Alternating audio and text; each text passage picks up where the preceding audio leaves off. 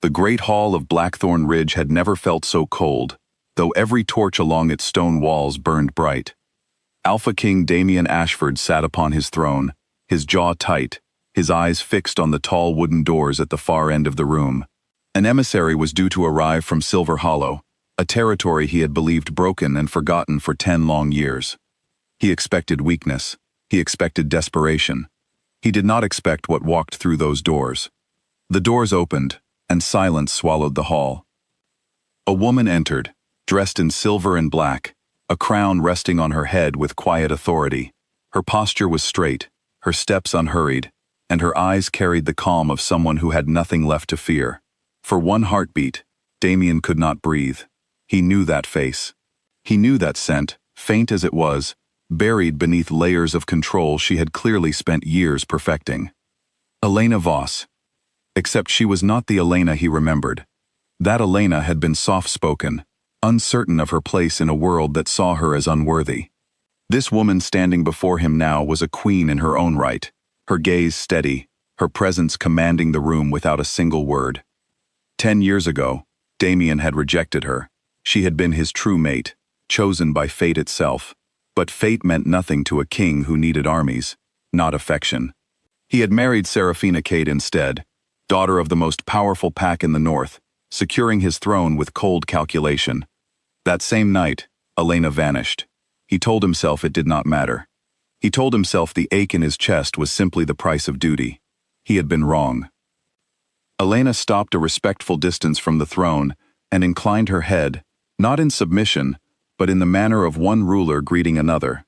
"Alpha King Ashford," she said, her voice even, "I come on behalf of Silver Hollow to discuss terms of trade between our territories."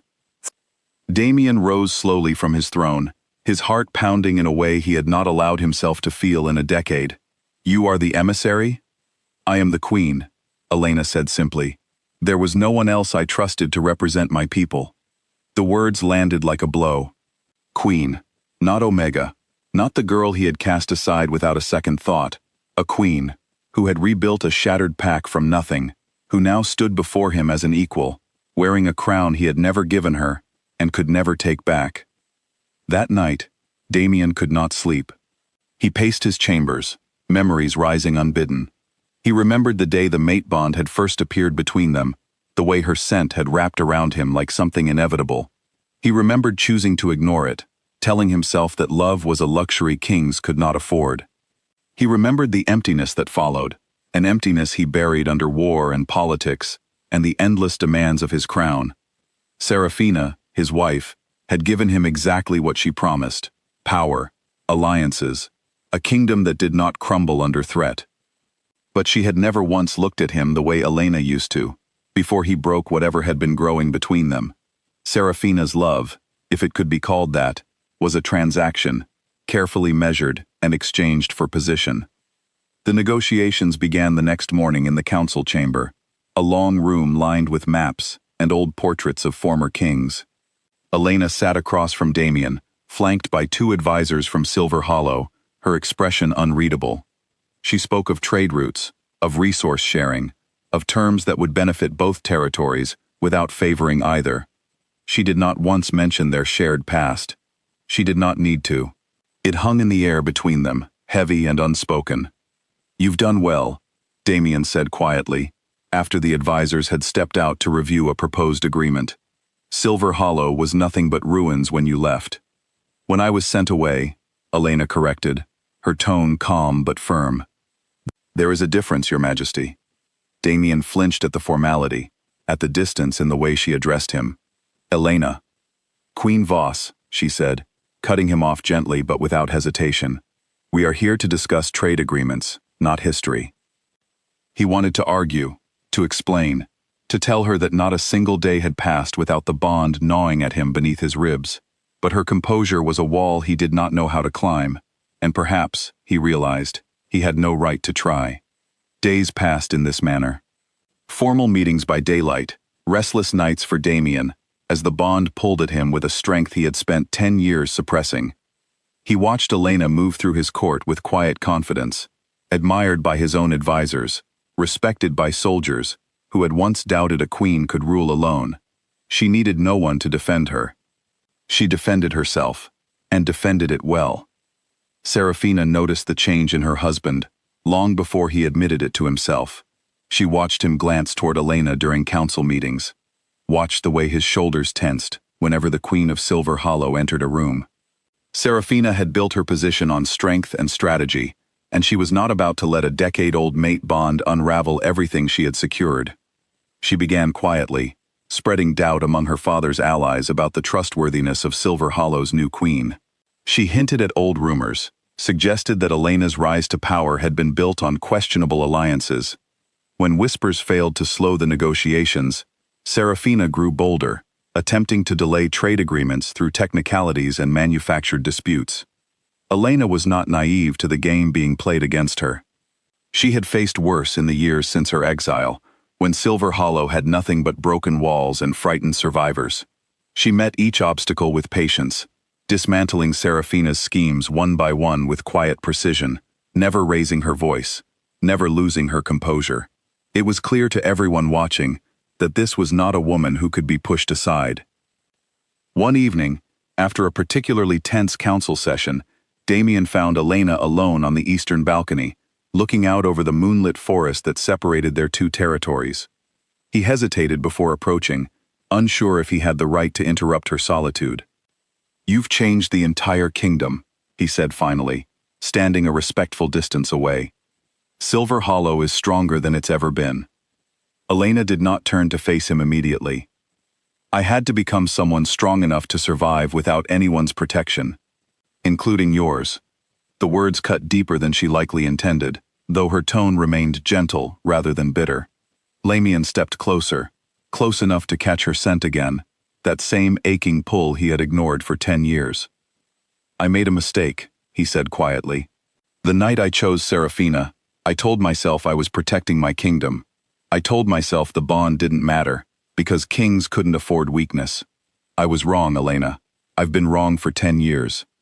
She finally turned to look at him, and for a moment, the careful composure she wore like armor seemed to waver.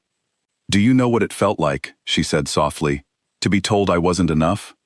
Not powerful enough, not important enough, not worth the risk of choosing love over strategy? I built an entire kingdom from ashes because I refused to be that girl again, the one who wasn't enough." "You were always enough," Damien said, his voice rough with an emotion he rarely allowed himself to show. "I was the one who wasn't strong enough to choose what mattered." Elena studied him for a long moment, her walls not fully lowered, but no longer as impenetrable as before. "Words are easy, Damien. A crown built on convenience can always find new words when the wind changes." She left him standing alone on the balcony, but something had shifted between them, subtle and fragile, as new growth after a long winter. The following week, Serafina's schemes finally caught up with her. One of her father's advisors, uneasy with the risks she had taken to sabotage the negotiations, brought evidence of her actions directly to the council. It was revealed that Serafina had not only spread false rumors about Silver Hollow, but had also attempted to bribe officials within Damien's own court to delay the treaty indefinitely, risking war between the two territories for the sake of her own position. The revelation shook the kingdom.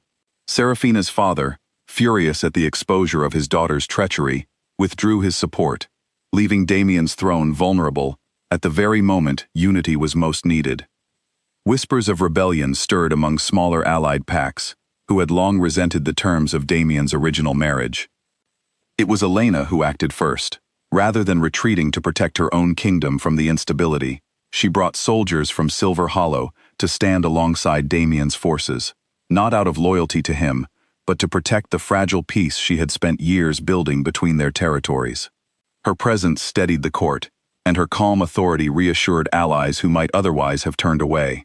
Standing together against the threat of rebellion, Damien saw clearly what he had thrown away a decade earlier, and what Elena had become without him.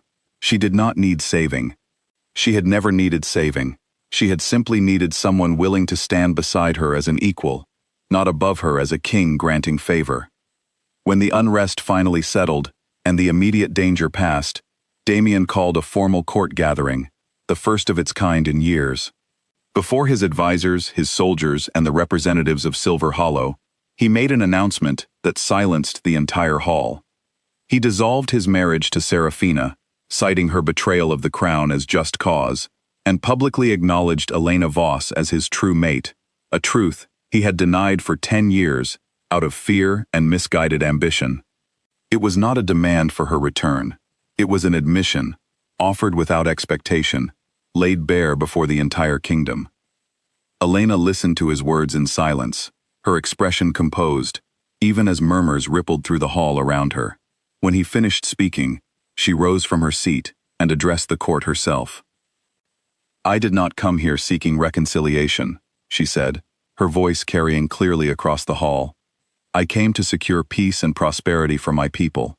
What happened between us 10 years ago cannot be undone by a single admission, however sincere it may be." She paused, and for the first time since her arrival, something softer flickered across her features. But peace is not the same as forgiveness, and forgiveness is not the same as forgetting what was lost. If there is ever to be anything more between us again, it will not be because I need a crown to stand beside. I already wear one.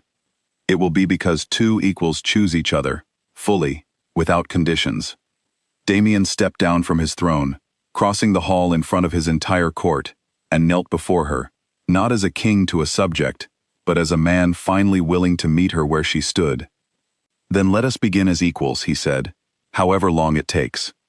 Elena did not offer him an immediate answer, nor did the story promise a swift and easy resolution. What she offered instead was the possibility of something rebuilt slowly, deliberately, on foundations neither of them would allow to crumble again. In the months that followed, Damien petitioned formally to unite the two kingdoms, under terms Elena herself dictated, terms that recognized Silver Hollow's sovereignty and Elena's authority as an equal ruler, not a returning bride reclaimed by right of fate. The bond between them, long suppressed and long denied, began to breathe again, not with the desperate hunger of what was lost, but with the careful patience of what might still be built. Damien learned, slowly and humbly, what it meant to earn trust rather than assume it. Elena, in turn, allowed herself small moments of vulnerability she had denied herself for a decade, without ever surrendering the strength that had carried her through exile and back again. The kingdom watched as two territories, once divided by betrayal, became something stronger through unity, not because a king finally claimed what he once refused, but because a queen chose, on her own terms, to let him try. And though the crown Elena wore had once seemed like a wound Damien could never touch again, it became instead a bridge between them, forged not by fate alone, but by the harder, truer work of choosing each other, fully and freely, at last.